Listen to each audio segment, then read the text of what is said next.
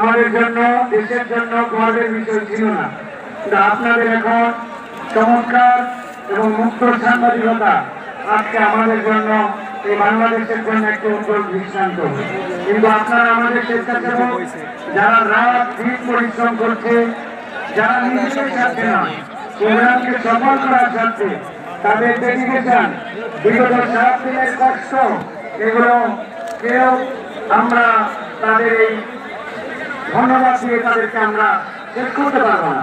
কিন্তু আমরা দেখছি আমাদের কিছু ভাইয়েরা তারাও হয়তো বিভিন্ন কারণে তাদের সাথে রুড়ো কথা বলছেন, জোরে কথা বলছেন, তারা মনে কষ্ট পাচ্ছে, আপনারাও কষ্ট পাচ্ছেন।